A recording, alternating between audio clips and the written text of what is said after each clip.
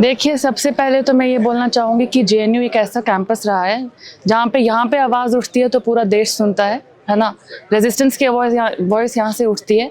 BJP RSS जो इस देश में कर रहा है उसकी बात हम ज़रूर करेंगे।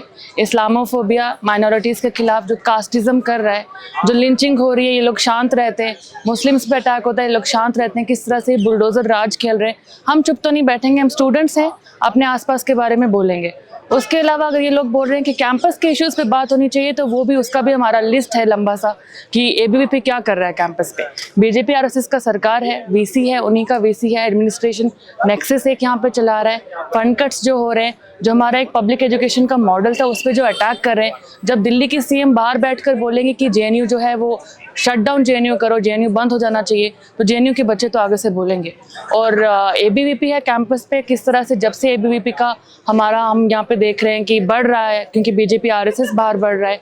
मनी मसल पावर वो लोग यूज़ करते हैं कैंपस में। मैं एक महिला हूँ, मैं एक माइनॉरिटी कम्युनिटी से आती हूँ, मुझे पता है कि कितना हम अनसेफ फील करते हैं जब ये एबीवीपी के गुंडे आसपास आकर हमारे चिल्लाते हैं। रिसेंट इंसिडेंट मैं बता देती हूँ। जब मैं डरी एबीवीपी से, ईसी को इन्होंने हॉस्टेज बना के रखा था टेफ्लास में।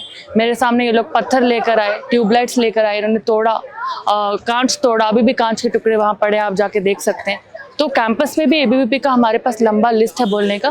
बाकी जेएनयू हर चीज़ के बारे में बोलता है, देश के बारे में बोलता है, तो वो तो चीज़ वैसे रहेगी। एबीवीपी का कहना है कि आप लोगों ने ईसी को प्रभावित किया, ईसी आपके कहने पे काम कर रहा है, और जिस तरह के इश्यूज आप लोगों के बीच में हो उसके बाद आपने वायलेंस पर क्या कहना है? देखिए, मैं वहीं थी, मैंने देखा कैसे पूरा प्रोसेस हुआ। सबसे पहले मैं ये बता दूं कि ईसी किसी एक इंसान के कहने पे बात नहीं करेगा। जेएनयू का कॉन्स्टिट्यूशन है, ईसी पूरा डेमोक्रेटिकली इलेक्टेड ईसी है ये हमारा। तो एक किसी के कहने पे तो बिल्कुल, ये तो बिल्कुल बेबुनियाद इंसान एक आरोप है। ऐसा होता तो एबीवीपी को पहले बोलना चाहिए था, पहले तो ऐसा कुछ नहीं हुआ, ठीक है। दूसरी बात ये है कि जो उस दिन प्रोसेस चल रहा था, मैं वहीं पे खड़ी थी। 4:30 बजे का ईसी का पहला एक डेडलाइन था कि आप लोग इस टाइम तक अपना नॉमिनेशन विड्रॉ करा सकते हैं। हम सब लाइन में थे, मैं भी थी उस लाइन में। जैसे ही 4:30 बजने वाले थे, उससे कुछ मिनट पहले एबीवीपी के गुंडे वहाँ से आए। उन्होंने वहाँ पे कांच तोड़ना शुरू किया, लोग हम सब पे चिल्लाया, ईसी को अटैक करने लगे, ईसी को मारने के लिए आ गए ये लोग। ईसी ने ये प्रोसेस खुद ही एक्सटेंड किया था, क्योंकि वो देख रहे थे कि 4:30 का डेडलाइन तो रखा था, लेकिन लाइन बहुत लंबी है। तो ईसी का वो खुद का स्विफ्ट एक्शन था जो वो कर रहे थे। उसके बाद अगले दिन जब ईसी देखता है, हम सबके एप्लीकेशंस देखता है, कुछ क्लरिकल एरर्स भी बीच में आ गए थे, ईसी देखता है और डेडलाइन रखता है, तो एबीवीपी फिर से जाता है अंदर और ईसी को हॉस्टेज बना लेता है। तो ये तो पूरा हमारे पास वीडियोस है कि एबीवीपी क्या कर रहा है। आप लोग इस बार यूनाइटेड लेफ्ट पैनल के तौर पे चुनाव नहीं लड़, लाइक पहले आप आयशा भी आपके साथ हुआ। एबीवीपी का आरोप है कि आप लोग इसलिए नहीं फाइट कर रहे हैं साथ में क्योंकि एसएफआई और आयशा के बीच में बात नहीं बन रही है, और इस बार आपको प्रेसिडेंट को जाने का खतरा है, इसलिए आप लोगों ने कोशिश की कि पोस्टपोन हो जाएगा। आपको क्या लगता है कि क्यों आप लोगों का अलायंस नहीं हुआ, और क्या ये बात सही है? देखिए, इलेक्शन पोस्टपोन हो जाए ऐसा तो हम बिल्कुल भी नहीं चाहते। ईसी ने अभी इलेक्शंस पे होल्ड रखा है।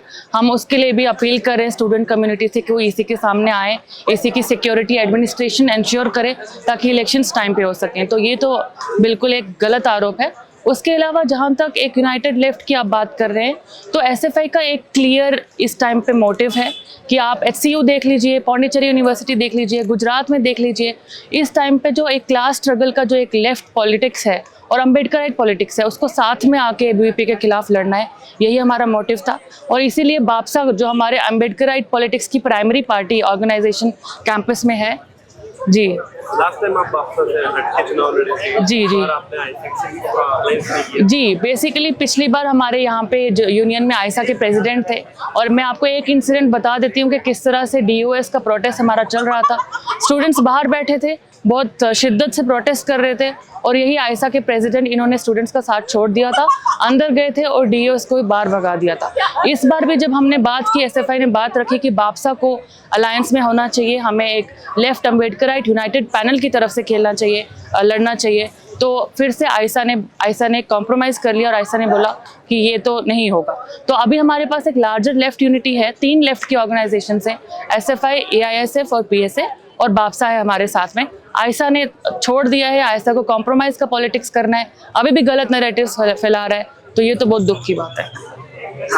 सवाल है, आपके 3-4 मुद्दे बहुत मेजर इश्यूज हैं जो आप रेज करेंगे इस इलेक्शन में। कैंपस के मुद्दे हमारे सामने बहुत हमें देखने को मिलते हैं। मैं इस कैंपस में खुद 5 साल पहले आई थी 2020 में मास्टर्स करने के लिए, तो तब से अब तक ये कैंपस किस तरह से चेंज हुआ है ये मैंने खुद भी देखा है। उससे पहले भी जब से बीजेपी की सरकार आई है तब से कैसे कैंपस चेंज हुआ है ये भी हमने देखा है। तो प्राइमरी इश्यूज इस टाइम पे ये हैं कि एक तो सबसे पहले मैं महिलाओं का इशू लेना चाहूँगी। हम डेप्रिवेशन पॉइंट्स की हमेशा से बात करते हैं। डेप्रिवेशन पॉइंट्स जो महिलाओं को जेएनयू में हमेशा से दिया गया है ताकि वो यहाँ आके अपना पढ़ाई कर सके, गिवन दैट वो स्ट्रक्चरली किस तरह से रिप्रेस एनवायरनमेंट में होती हैं। मास्टर्स में तो है ये अभी डेप्रिवेशन पॉइंट, पर पीएचडी से कैंसिल कर दिया है। तो हम देख रहे हैं कुछ ही सालों में जो एक जेएनयू माना जाता था कि जितनी महिलाएं हैं उतने ही यहाँ पे मेल लोग जो हैं स्टूडेंट्स वो पढ़ने आते हैं, तो डेप्रिवेशन पॉइंट्स हटाते ही उस नंबर पर एक बहुत बड़ा इफेक्ट हुआ है। अदर देन दैट हम देख रहे हैं कि कैसे आए गए सालों में पीएचडी वाइवा में बहुत डिस्क्रिमिनेशन देखने को मिला है। जो नाफे कमेटी का रिकमेंडेशन है कि वाइवा का वेटेज थोड़ा कम किया जाए डिस्क्रिमिनेशन को कम करने के लिए, वो हम अप्लाई करने के लिए उसकी मांग करेंगे। उसके बाद इंफ्रास्ट्रक्चरल इश्यूज बहुत ज़्यादा हैं। एक हमारा स्कूल ऑफ इंजीनियरिंग है, आप उसी की एग्जाम्पल देख लीजिए कि इतना बाकी जो जेएनयू है उससे बहुत ज़्यादा फी वो पे करते हैं, पर वहाँ पे अभी तक कहने को सिर्फ 3 रूम्स हैं और ऐसे ही मतलब फंड कट्स और करप्शन हो रहा है। साइंस स्कूल्स है, वहाँ पे जो है एक CSR के साथ ये लोग एक डील साइन करते हैं और प्राइवेट रिसर्च को प्रमोट करते हैं, जबकि ये पब्लिक एजुकेशन है। ठीक है, तो ये हमारे मेन मुद्दे हैं। इसी को लेके हम आगे चलेंगे और एबीवीपी के साथ तो लड़ाई सबसे बड़ा मकसद इस टाइम पे है, क्योंकि हमने खुद देखा है, मेरा ये पर्सनल मैंने अपनी आंखों से देखा है जब से मैं इस कैंपस में आई हूँ कि डराने धमकाने का पॉलिटिक्स एबीवीपी करता है। तो ये सब हम लेके चलेंगे।